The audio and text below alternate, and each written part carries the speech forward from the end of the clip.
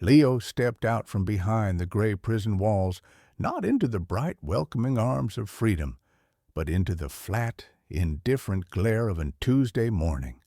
The air tasted thin and unfamiliar, a stark contrast to the thick, recycled atmosphere of the past 5 years. He carried nothing but a flimsy cardboard box containing a few worn paperbacks, a handful of letters, and a state-issued check for $43. It was a pathetic sum, a cruel joke meant to represent a new beginning. He was a man hollowed out by time and injustice. His face, once open and quick to smile, was now a stoic mask, etched with lines of premature age. His eyes, the color of a stormy sea, held a permanent watchfulness, a habit learned in a place where a moment of inattention could cost you everything. The freedom felt like a poorly fitting suit, itchy and awkward. Every open space felt too wide, every stranger's glance a potential threat. His crime had been one of desperation, a foolish attempt to secure money for his grandmother's failing health. He had been a passenger in a car used in a robbery, a naive young man who trusted the wrong friend. The driver had vanished, leaving Leo to take the fall. 5 years. 5 years of his life had been devoured by the system, spat back out with a permanent stain on his name. The bus ride back to the city was a blur of muted colors and muffled sounds. He stared out the window at a world that had moved on without him. New buildings scraped the sky where old landmarks used to be. The faces of the people on the streets were harder, more rushed. He felt like a ghost haunting the edges of a life that was no longer his. His only destination, his only reason for enduring the past half-decade, was a small third-floor apartment in a crumbling brick building. It was his grandmother's home. It was the only home he had ever known. He climbed the creaking stairs, his heart a frantic drum against his ribs. What if she was gone? What if the letters had stopped because she could no longer write? He knocked softly on the peeling paint of door 3B. The sound was swallowed by the building's oppressive silence. He knocked again, a little louder this time, his knuckles scraping against the cheap wood.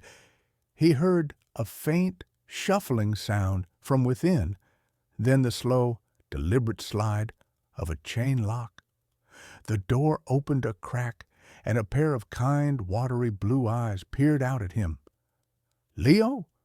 The voice was a fragile whisper, thin as spun glass. "Grandma?" he breathed, the single word carrying the weight of 5 years of sorrow and longing. The chain rattled, and the door swung open. Elara stood there, smaller and more frail than he remembered, her silver hair a wispy halo around her head. She leaned heavily on a worn wooden cane. A wave of love and guilt washed over Leo. He had done this to her. His mistake had added years to her face, had deepened the worry in her eyes. She reached out a trembling hand and touched his cheek, her fingers as light as a moth's wing. "You're home," she said, and a single, perfect tear traced a path down her wrinkled skin. He wrapped his arms around her fragile frame, burying his face in her shoulder, and for the first time in 5 years, Leo allowed himself to cry. The apartment was exactly as he remembered it, yet somehow smaller. It smelled of lavender and old books, a comforting scent that was the very essence of his childhood. A pot of weak tea was brewing on the stove, its steam fogging up the small window that looked out onto a grimy brick wall. Every surface was covered in a lifetime of memories, faded photographs, little porcelain birds, and stacks of well-loved novels. But poverty was a quiet, persistent guest in this little sanctuary. The cupboards, he soon discovered, were nearly bare. A mountain of medical bills sat on the small kitchen table, their stark red lettering a constant screaming reminder of their struggle. His grandmother's cough was a constant rattling presence in the small space, a sound that tore at Leo's heart. He found a job within a week, the only one that would take him with his record.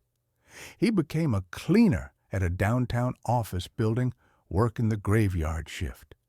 He mopped floors and emptied trash cans in the dead of night, a phantom moving through the opulent, empty offices of people who had everything. He was invisible, a ghost in the machine of the city. His hands, which had once been skilled at sketching and drawing, grew calloused from mops and chemical cleaners. His dreams, once vibrant and full of hope, were now muted, gray things. His entire existence was reduced to a simple, brutal equation: work, sleep, and watch his grandmother fade a little more each day. The $43 from the state had vanished in a single trip to the pharmacy. One evening, as he was getting ready to leave for his shift, his grandmother called to him from her armchair. Her voice was weak, but there was a flicker of something new in her eyes, a strange urgency. "Leo, come here. There is something I must give you." He knelt by her chair, taking her cool, dry hand in his. "What is it, Grandma?" She reached into the pocket of her worn cardigan and pulled out a long, yellowed envelope. It was sealed with a wax stamp that had long since crumbled, and the paper was brittle with age. His name was written on the front in a faded, elegant script he didn't recognize. "This is from your grandfather," she said, her voice barely a whisper. "He told me to give it to you when you needed it most. I think that time is now." Leo's grandfather, Thomas, had died before Leo was born. He was a figure of myth and legend in their family, a man his grandmother spoke of with a mixture of profound love and deep sorrow. He had been a rancher, she'd said, a dreamer who had lost everything. Leo took the envelope. It felt strangely heavy in his hands, a relic from a forgotten past. "What is it?" he asked. "I don't know," Elara admitted. "He made me promise not to open it. He said it was a key to our future or a key to our past. I was never sure which." She coughed, a dry, rasping sound that shook her entire body. He said it was the only thing of value he had left. Later that night, under the flickering fluorescent lights of the deserted office building, Leo opened the envelope. Inside, there were 2 items. The first was a single sheet of paper, a letter written in the same elegant hand. The ink was faded, the words a ghostly brown against the yellowed page. "My dear grandson," it began, "if you are reading this, it means the world has not been kind to you. I am sorry for that. I am sorry for the legacy of struggle I have left you, but know that what I lost was not due to a failure of spirit, but to a betrayal of trust. The world of men is often cruel, but the earth itself is honest. The second item in this envelope is a deed. It is for a small piece of land, the last remnant of my shattered dream. It is considered worthless, a patch of sun-scorched rock and dust. But the earth remembers. The earth is honest. Follow the map on the back of the deed. Go there. What you find may not be what you expect, but it will be what you deserve. Your true inheritance is not wealth, but truth. Use it wisely." The second item was the deed itself. It was an old, official-looking document, granting ownership of a 20-acre plot in the far end of the Crimson Valley, a place Leo had only ever heard of in stories. On the back, just as the letter promised, was a hand-drawn map, sketched with remarkable precision. A small X was marked on a spot behind a tiny square labeled Cabin, Crimson Valley. The name sparked a memory. It was now Sterling Valley, home to the vast, monopolistic empire of Sterling Ranches, a corporate behemoth owned by one of the wealthiest men in the state, Richard Sterling. The land was said to be some of the most fertile in the region, a modern paradise of agriculture and wealth. A worthless 20-acre plot there made no sense. It was like owning a broom closet in a palace. To verify the deed and understand its standing, Leo knew he had to go to the county records office.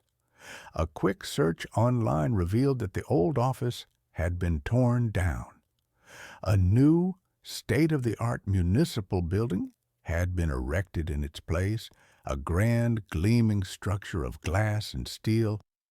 Its primary benefactor, the man whose name was carved in giant letters over the main entrance, was Richard Sterling. The next day, Leo took the day off from his thankless job. He put on his best clothes, a pair of faded jeans, and a clean but frayed collared shirt. He felt a knot of anxiety tighten in his stomach as he stood before the Sterling Municipal Center. It was an ocean of luxury, an imposing monument to a world he did not belong to. The polished marble floors reflected his worn boots like a funhouse mirror, distorting his image into something small and out of place. The air inside was cool and smelled of money, an expensive silence that was louder than any noise. People in sharp suits and elegant dresses moved with an easy, confident grace, their voices low and cultured. Leo felt the familiar sting of invisibility, the sense that he was a stain on a pristine white dress, something to be ignored or wiped away. He found the county records office on the second floor. Behind a long marble counter, a clerk looked up, his expression of polite disinterest barely concealing his disdain for Leo's appearance. "Can I help you?" he asked, his tone suggesting he very much doubted it. "Yes," Leo said, his voice quiet. "I need to verify a property deed." He slid the old brittle document across the polished counter. The clerk picked it up with 2 fingers as if it were contaminated. He scanned it, a small dismissive smirk playing on his lips. "Crimson Valley, huh? You mean Sterling Valley. This is an old one." He typed lazily into his computer, his eyes flicking back and forth between the screen and Leo's face. "Well, it's still valid. 20 acres, lot 73B. A patch of useless rock on the northern ridge. Congratulations!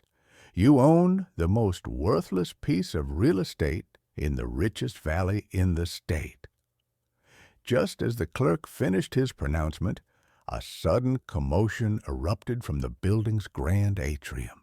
A wave of people parted, and a man strode through the opening like a king taking his court.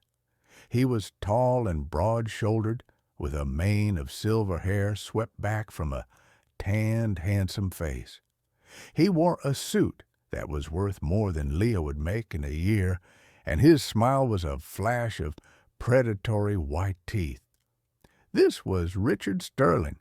He was surrounded by an entourage of sycophantic assistants and local dignitaries, all laughing a little too loudly at something he had just said. His voice boomed through the atrium, a brassy, arrogant sound that demanded attention.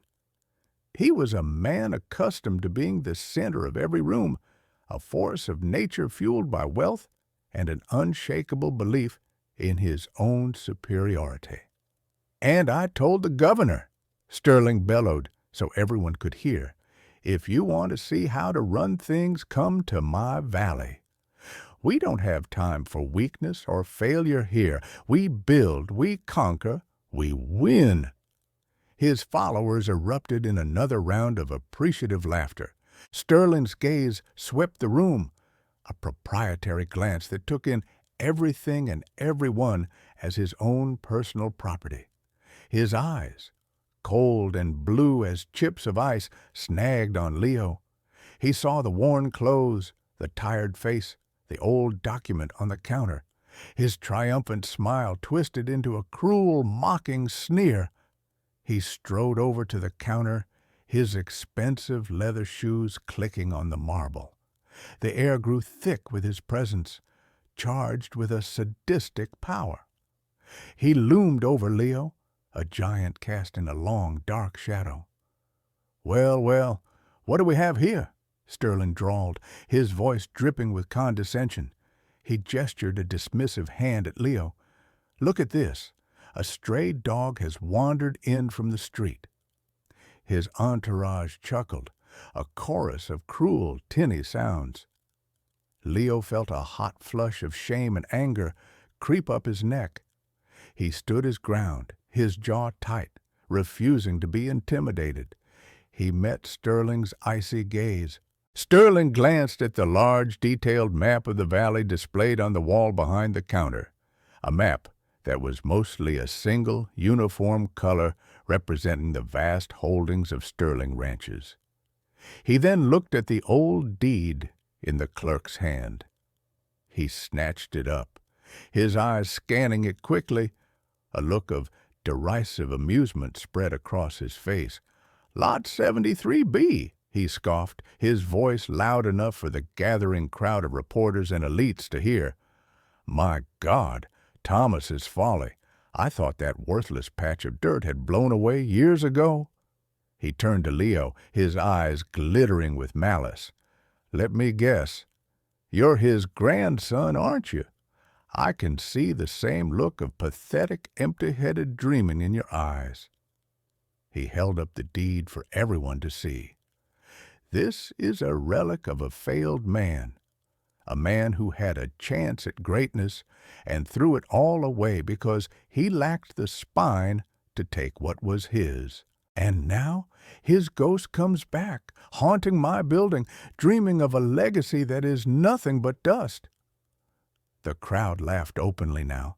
The sound was a physical blow, stripping away Leo's dignity piece by piece. He felt naked, exposed, his poverty and his past laid bare for the amusement of these privileged, heartless people. He saw the flashes of cameras as reporters captured his public humiliation. "What do you want, boy?" Sterling sneered, leaning in close. His breath smelled of expensive whiskey. "You think this piece of paper is a lottery ticket? You think you can come here and get a handout from me?"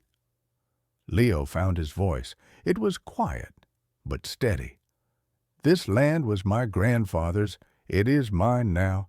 I just came to verify it." Sterling threw his head back and roared with laughter, a booming, ugly sound that echoed through the marble hall. "Verify it? It's verified. It's 20 acres of baked clay and scorpions. It's a graveyard of foolish hope. What could you possibly do with it?" Then an idea, a particularly cruel and public game, lit up Sterling's eyes. He was a performer, and he had his stage. "I'll tell you what," he announced to the enthralled audience. "I've been trying to acquire that last little eyesore for years, just to clean up the map. It's the one tiny spot I don't own." He turned back to Leo, his smile wide and predatory. "I'll make you a bet. A public wager, right here, right now." He pointed a thick finger at the deed. "That land is bone dry. It has been for 100 years. There isn't a drop of water on it. If you can go there and find a single source of natural running water, a spring, a creek, anything, I will give you $10 million cash." A collective gasp went through the crowd. $10 million. It was an absurd, impossible figure. "But," Sterling continued, his voice dropping to a low, menacing growl, "when you fail, and you will fail, you will sign that deed over to me for $1. He pulled a crisp dollar bill from his wallet and flicked it onto the counter. "You will give up your pathetic little dream, and you will walk away with nothing but the public shame of your failure. Do we have a deal?" It was a trap, a sadistic spectacle designed for his own amusement. It was unwinnable. Everyone knew that land was a desert. The crowd watched, their faces a mixture of pity and morbid curiosity. They were waiting for him to crawl away, defeated. Leo looked at the mocking face of Richard Sterling. He thought of his grandfather's letter, a betrayal of trust. He thought of the man's casual cruelty, the way he wielded his power like a club. He thought of his grandmother, her rattling cough, the stack of bills on her table. Something inside him, a dam of restraint and fear that had been building for 5 long years, finally broke. The timid, invisible man was gone. In his place stood someone else, someone with eyes as hard as stone and a spine made of steel. He looked Sterling directly in the eye, his voice clear and ringing through the sudden silence. "You have a deal, Mr. Sterling." A hush fell over the atrium. Sterling's triumphant smirk faltered for a fraction of a second, surprised by the sudden defiant fire in Leo's eyes. But it was quickly replaced by an even wider, more arrogant grin. He had his victim, and the show was about to begin. "Excellent!" he boomed. "Let's not waste any time. We'll all go up there right now. The press, everyone. I want the world to witness this." The drive to the valley was a surreal procession. Leo was put in a car with a junior assistant, a silent, nervous young man who refused to look at him. Ahead, Sterling's gleaming black sedan led the way, followed by a caravan of luxury vehicles and news vans. They were a parade heading to an execution, and Leo was the guest of honor. They left the city behind, climbing into the rolling hills that formed the basin of Sterling Valley. It was beautiful, a perfect tapestry of lush green pastures dotted with fat, healthy cattle. A wide, placid river snaked through the valley floor, its banks lined with state-of-the-art irrigation systems that sprayed gentle arcs of water over the fields. It was an oasis of perfect man-made prosperity, but as they turned off the main road and began to climb the northern ridge, the landscape changed dramatically. The green faded to brown. The lush grass was replaced by thorny scrub and dry, cracked earth. The air grew hotter, the sun more brutal. This was the land Sterling's empire had left behind. They arrived at Lot 73B. It was even worse than Leo had imagined. A sagging barbed wire fence marked their property line. Beyond it lay 20 acres of desolate, sun-bleached rock and dust. A few skeletal trees clawed at the sky. In the center of the plot stood a small, dilapidated cabin, its roof caved in, its windows like vacant eyes. It was a place where hope had come to die.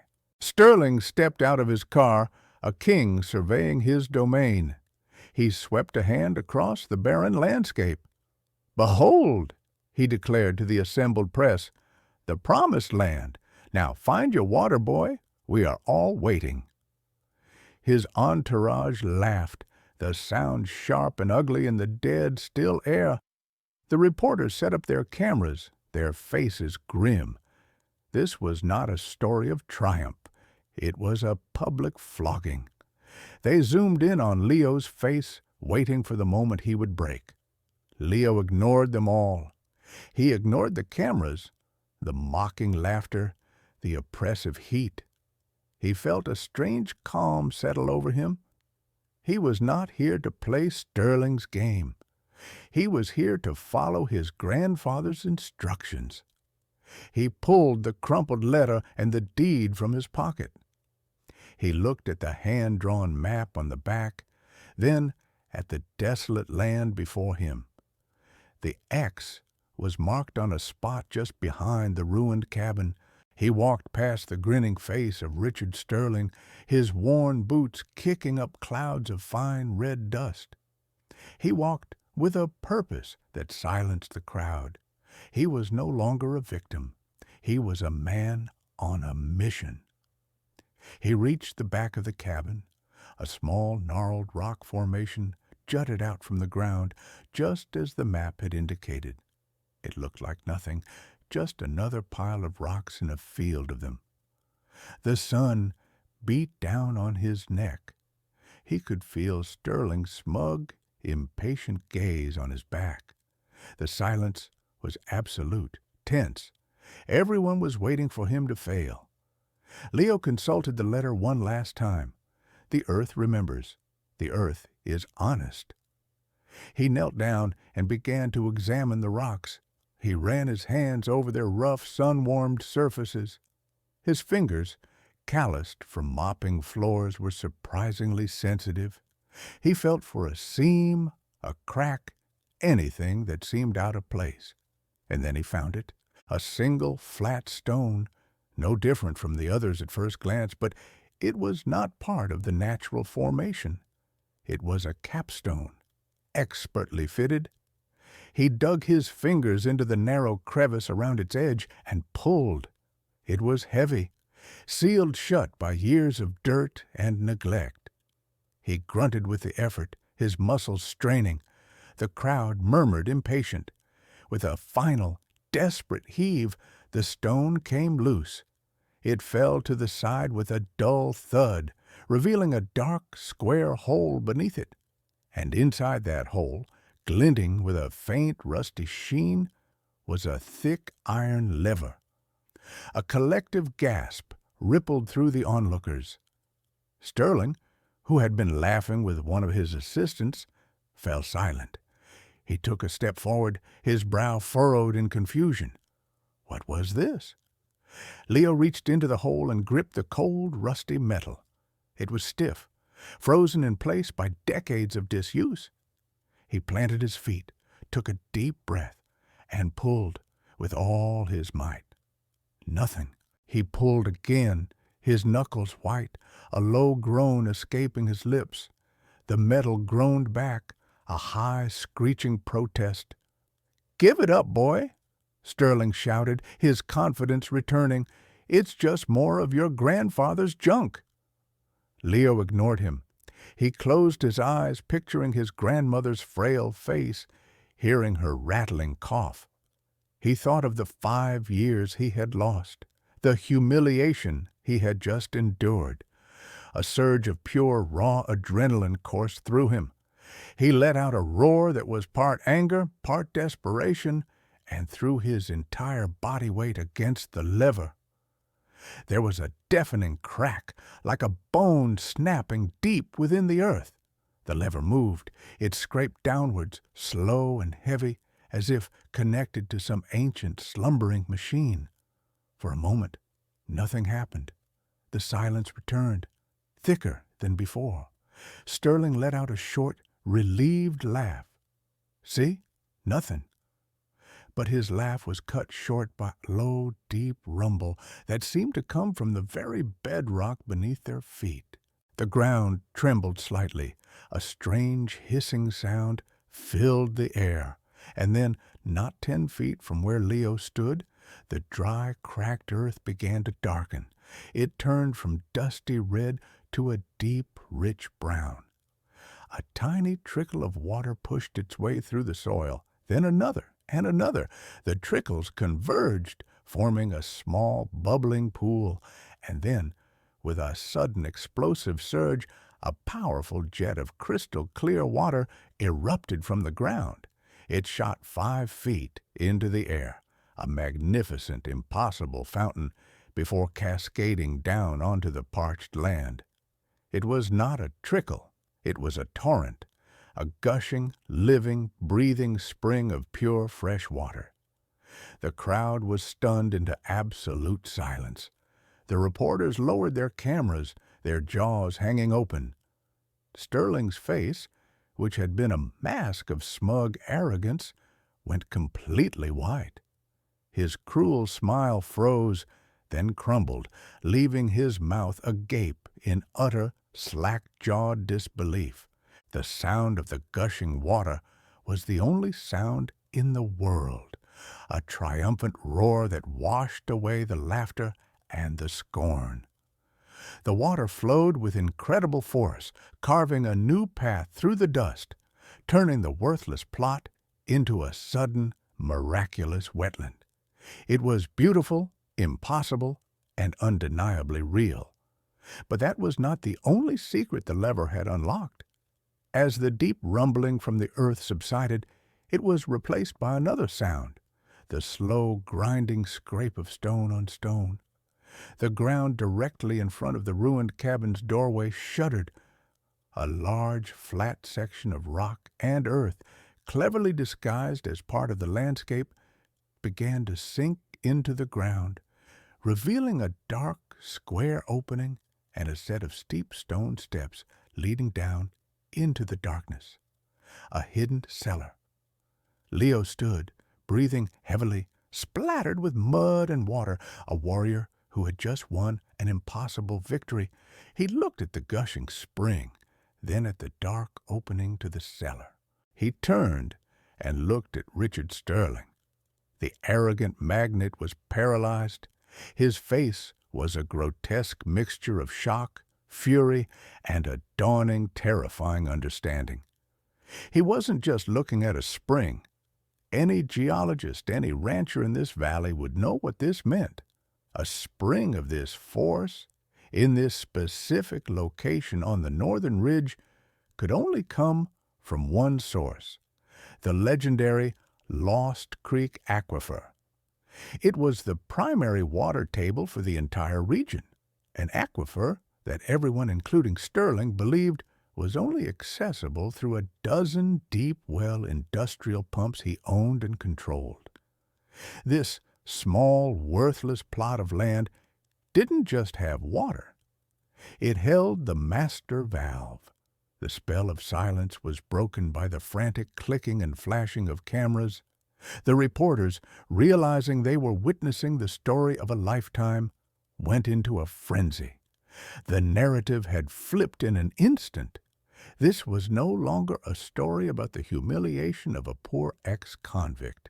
It was the story of a stunning, biblical miracle and the complete and utter undoing of Richard Sterling.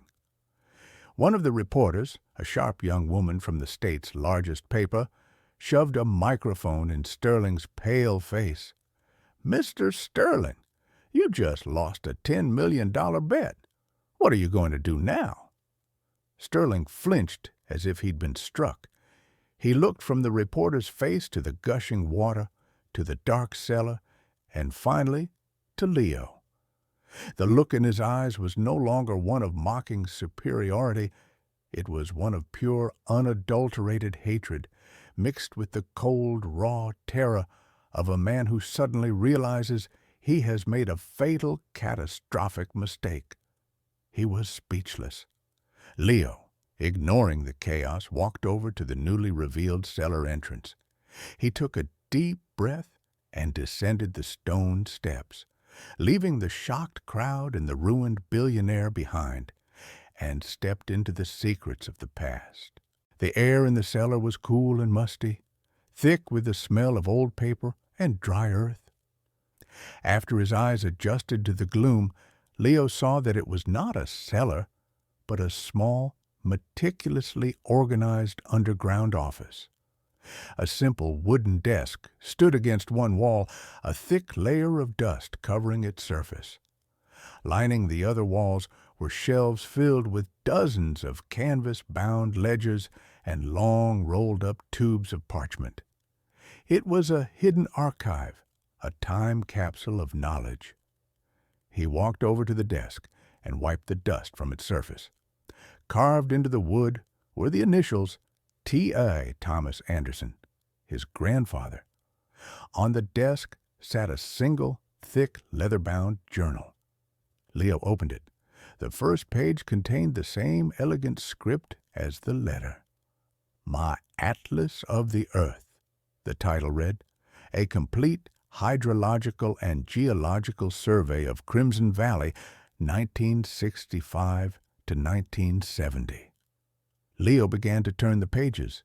They were filled with incredibly detailed maps, complex geological diagrams, and pages upon pages of handwritten notes.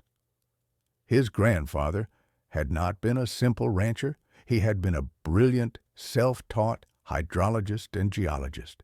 He had spent years charting every rock formation, every soil type, and every underground water source in the entire valley. The journal explained everything. It detailed his discovery of the Lost Creek Aquifer and the ancient artesian spring system. It described how he had engineered the secret lever mechanism to act as a master control valve for the spring, a safeguard to protect the valley's most precious resource. This wasn't just a ranch. It was the heart of the entire region's ecosystem. And then Leo found the entry that made his blood run cold. It was dated October 12, 1970. Betrayal. The word was written with such force that the pen had torn the paper. My partner, my friend, Robert Sterling, has stolen my life's work. We were to build this valley together, a cooperative for small families, sustained by the water we found. But he saw only profit. He came to me today with falsified documents, a stacked legal team, and a threat. He had used my own research to secretly buy up the surrounding land titles. He has pushed me out, leaving me with nothing but the source itself, which he believes is just a dry, useless rock. Robert Sterling, Richard Sterling's father, the foundation of the entire Sterling Empire, the vast fortune, the sprawling ranch, was built on a lie. It was built on the theft of his grandfather's dream. Leo continued to read, his hand shaking with a mixture of anger and vindication. His grandfather had been financially ruined, socially ostracized. He had tried to fight, but Robert Sterling's wealth and influence were too great. He was crushed, his name smeared, his spirit broken. He retreated to his one remaining plot of land, built a cabin, and spent his final years creating this hidden archive, a testament of truth for a future he prayed would one day arrive. Just as Leo was absorbing the weight of this revelation, a figure appeared at the top of the cellar steps, silhouetted against the bright afternoon sun. It was the county clerk, the man who had mocked him earlier. His name was Peterson. His face was no longer disdainful. It was pale and awestruck. "My God," Peterson whispered, walking slowly down the steps. "What is this place?" He looked at the shelves of documents, his professional eye immediately recognizing their significance. Are these the original survey ledgers?" Leo nodded, holding up the journal. "My grandfather's work. It seems he was the one who discovered the aquifer." Peterson took the journal, his hands trembling slightly as he examined the pages.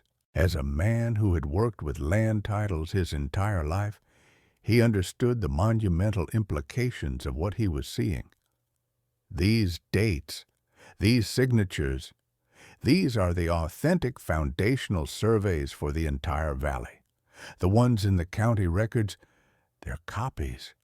No, not just copies. They're forgeries. Mr. Peterson looked up at Leo, his eyes wide with a dawning realization and a newfound respect. He was the redeemed witness. The evidence was too powerful, the injustice too blatant for him to ignore. "The Sterling family's claim to this entire valley," he said slowly, "might be fraudulent." News of the miracle spring and the $10 million bet spread like wildfire.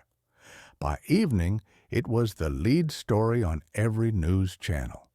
The footage was dramatic. The gushing water, Sterling's frozen face, the mysterious cellar.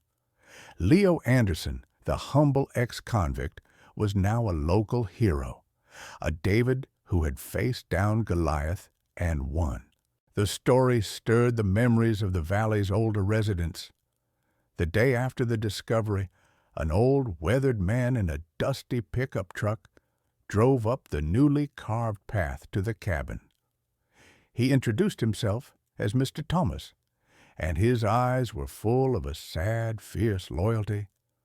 "I worked for your grandfather," he said, his voice raspy with age. "He was the wise mentor.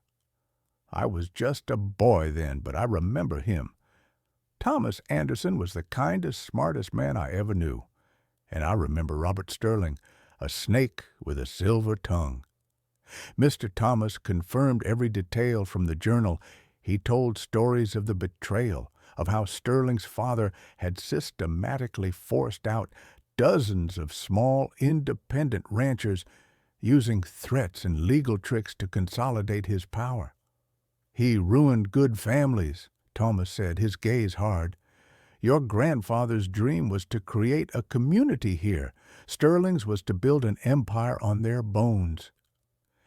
The old man's testimony was a powerful piece of the puzzle, but it was only the beginning. Inspired by the news and Tomas's public statement, others began to come forward. They were the children and grandchildren of the ranchers who had been cheated and displaced decades ago. They were the silent army of the grateful, a forgotten generation of the dispossessed. They arrived one by one, bringing with them old letters, invalid eviction notices, and stories passed down through their families, a collection of anecdotal evidence that, when pieced together, painted a damning portrait of generations of predatory practices by the Sterling family.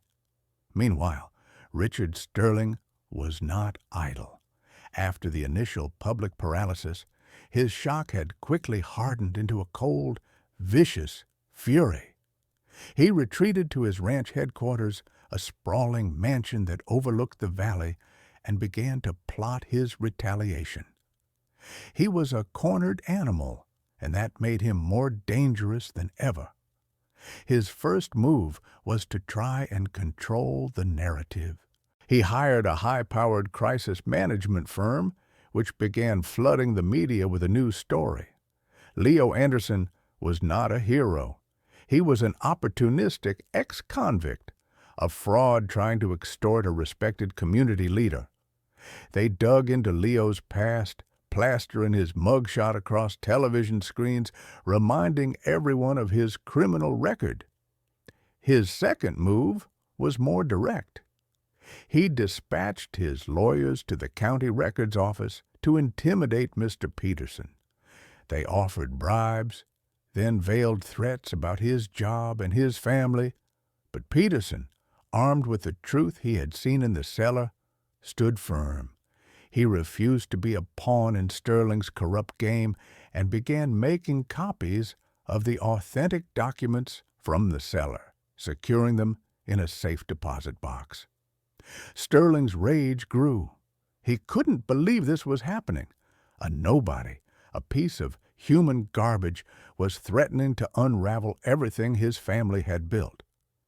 He saw the land, the water, the power, not as a privilege, but as his birthright, and he would destroy anyone who tried to take it from him. He made a desperate, arrogant call. He called the Regional Water Board, the governmental body that regulated water usage for the entire area. Over the years, Sterling had systematically put the board in his pocket. He had funded their projects, placed his allies on their committee, and, most importantly, had become their single largest creditor by buying up their municipal debt. "This situation with the Anderson plot needs to be resolved," he snarled into the phone to the board's chairman. "You will declare his grandfather's documents forgeries. You will rule that my family's established water rights are absolute. You will do this, or I will call in the entire debt. I will bankrupt this region and every one of you with it. It was his final unbeatable move, blackmail on a massive scale. A formal hearing was convened at the Water Board's headquarters. It was a media circus.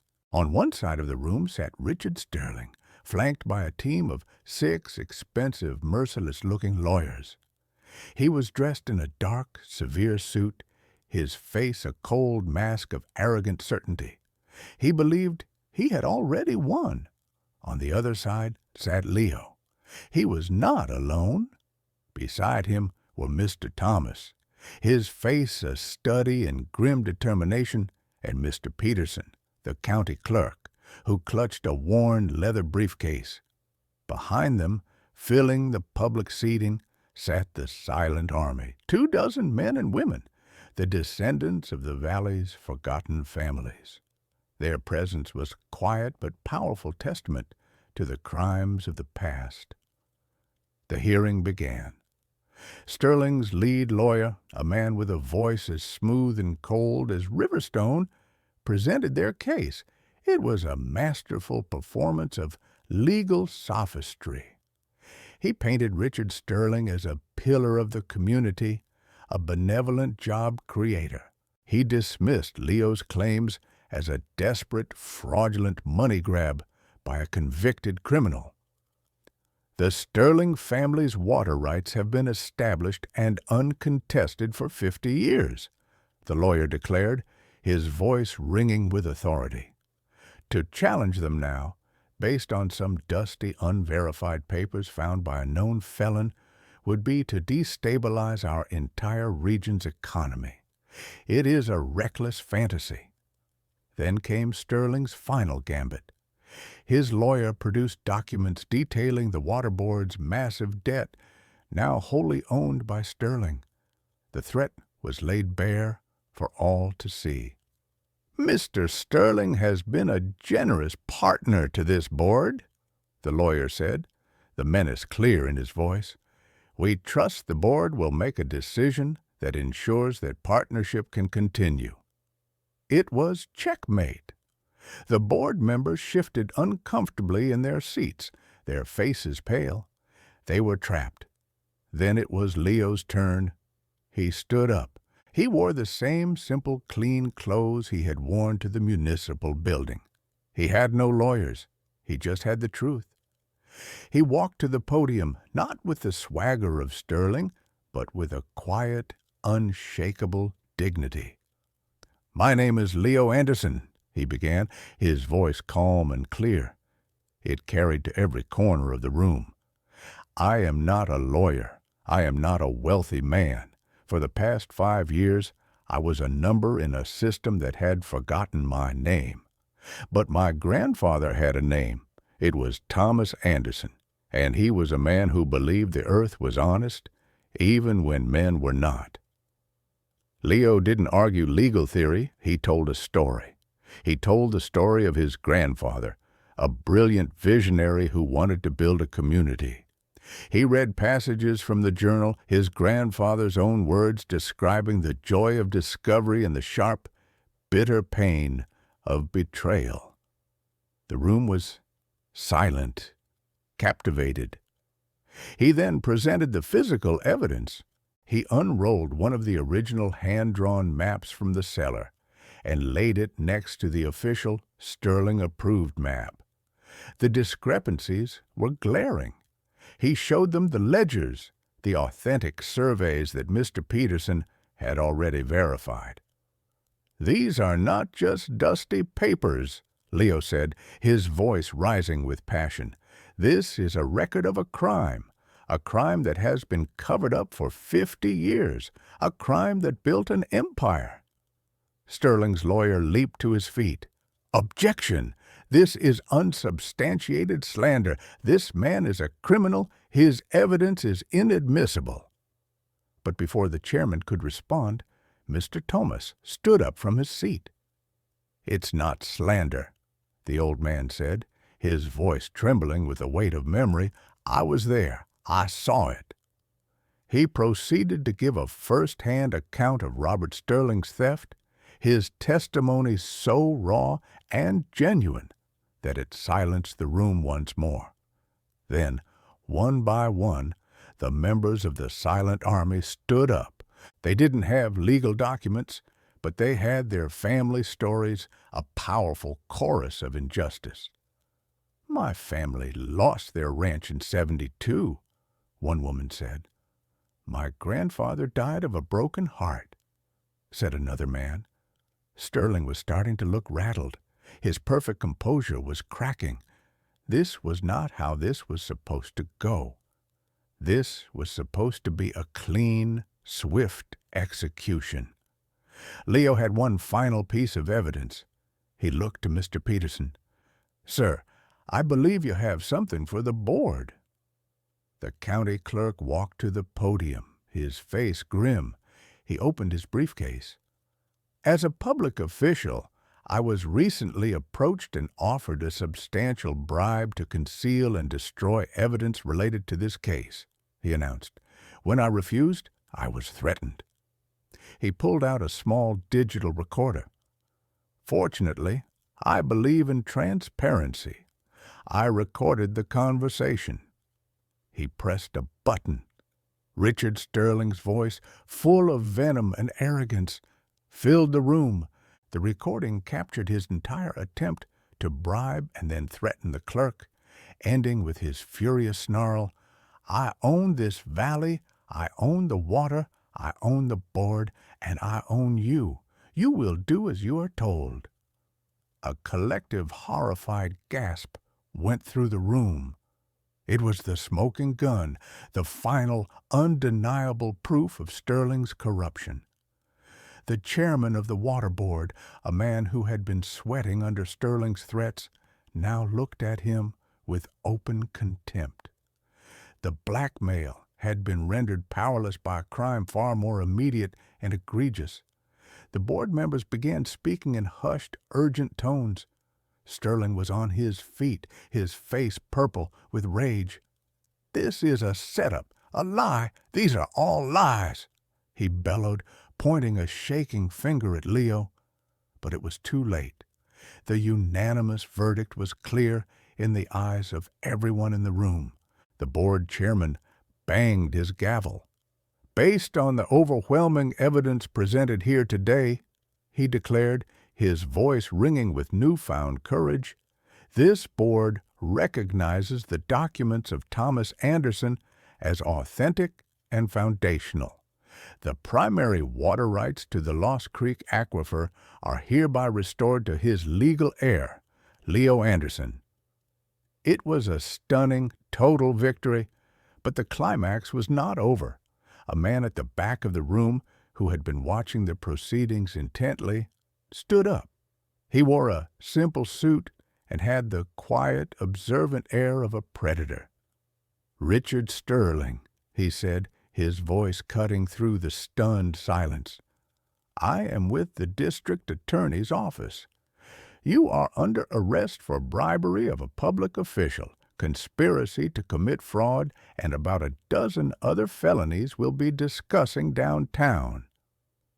2 uniformed officers appeared at Sterling's side. They took him by the arms. The arrogant magnate seemed to shrink before everyone's eyes. The power, the bluster, the rage, it all drained away, leaving a pale, trembling, defeated man. "No," he whispered, "you can't do this. Do you know who I am?"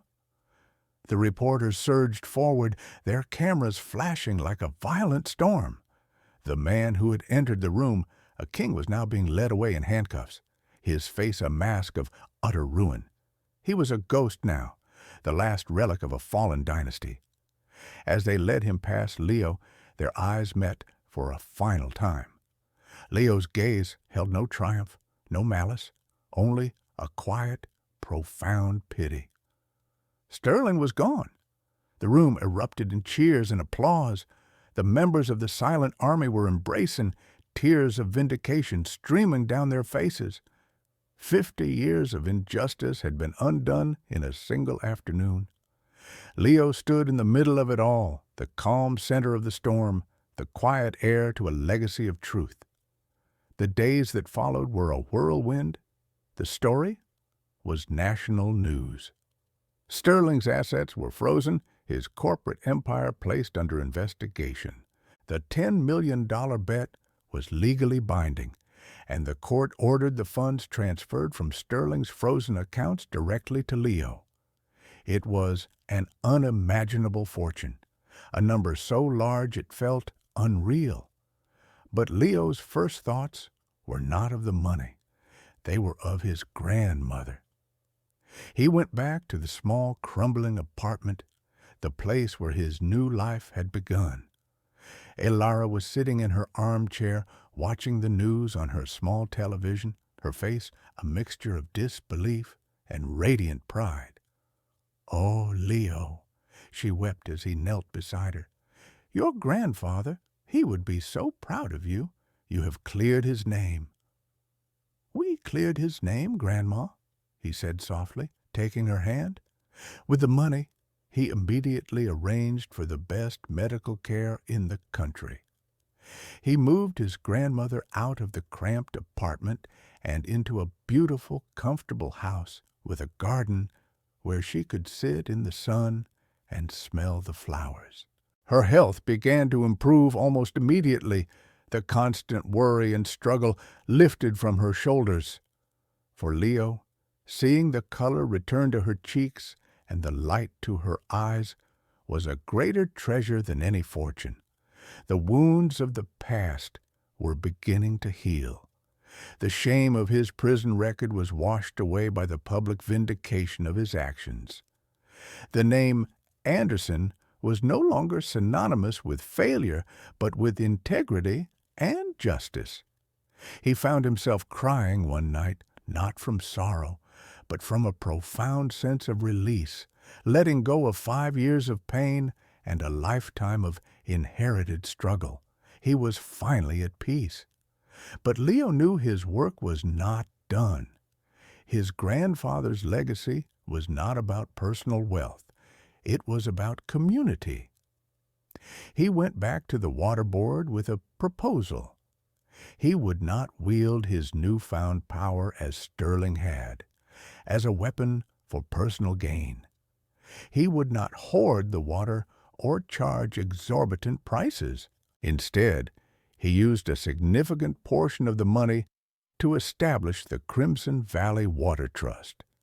It was a non-profit entity tasked with managing the aquifer for the benefit of all.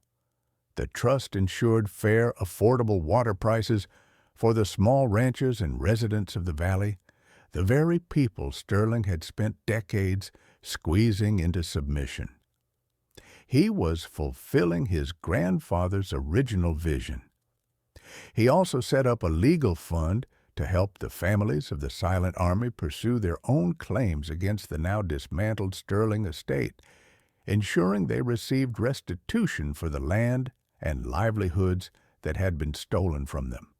It was a benevolent act that sent ripples of healing throughout the entire community.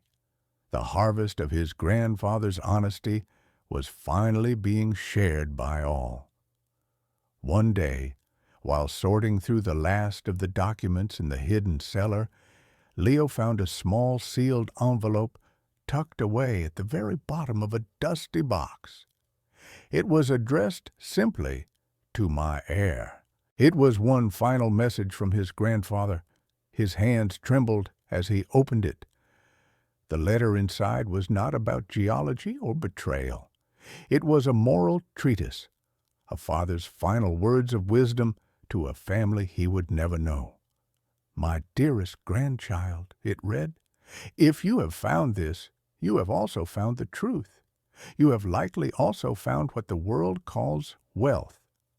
But I want you to know that the water, the land, the money, these are not your true inheritance.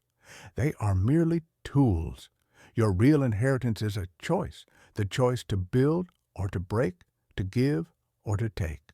I lost my fortune because I trusted a man who saw the world only as something to be taken. Do not become him. Do not let bitterness poison the well of your own soul. True wealth is not measured by what you own, but by what you give away. It is counted in the lives you touch, the burdens you lighten, and the hope you plant in barren ground. That is the only legacy that endures. Be good, be kind, and make the valley bloom again. I am proud of you. Leo folded the letter, his eyes blurred with tears. He finally understood.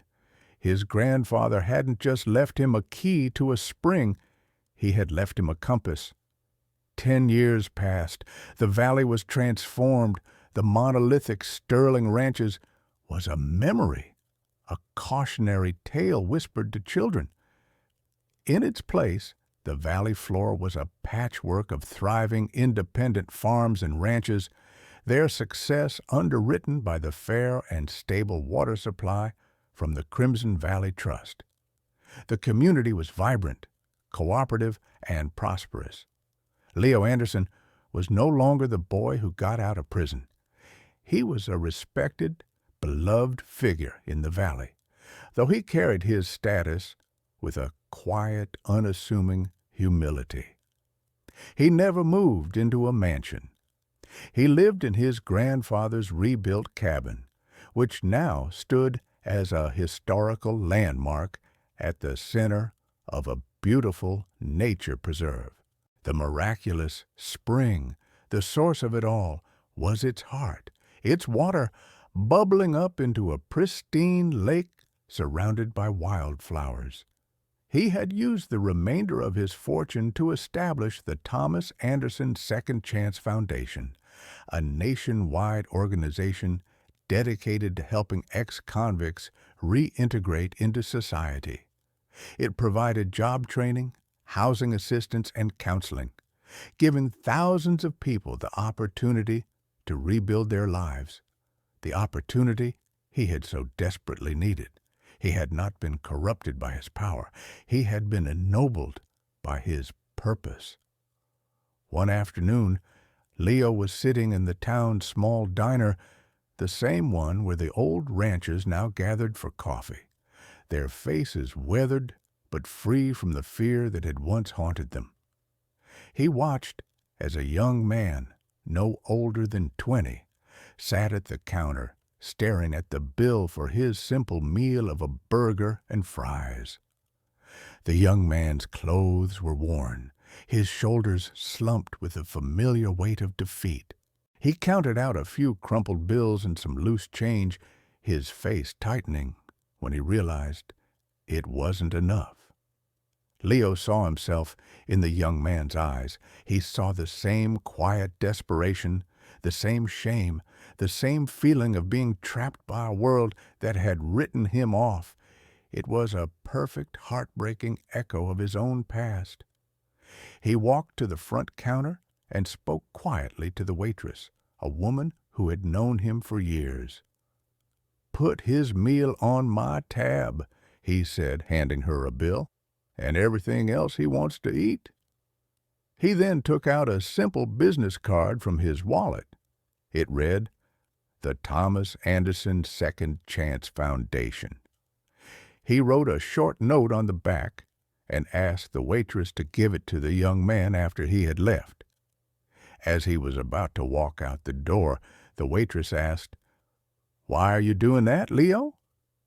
He paused and looked back at the young man, who was now being told his meal was paid for, a look of stunned, grateful disbelief on his face. Leo smiled, a genuine, easy smile that reached his eyes. "Because a long time ago," he said, "someone left me a key that opened a door I thought was permanently locked. I'm just passing it along." He stepped out into the warm afternoon sun, leaving the door open for the next person. As for Richard Sterling, his fate was a footnote in the valley's history. He was convicted on multiple counts of fraud and bribery. He lost everything: his wealth, his name, his freedom. He was offered a chance at parole years later, a chance that would have required him to admit his guilt and express remorse. He was too proud, too arrogant to accept. He died in a prison hospital, a bitter, forgotten old man, buried in an unmarked grave. His empire of greed had crumbled to dust, just like the worthless patch of land he had once mocked. The spring his grandfather had uncovered was not just water. It was a well of justice, and its flow would be eternal.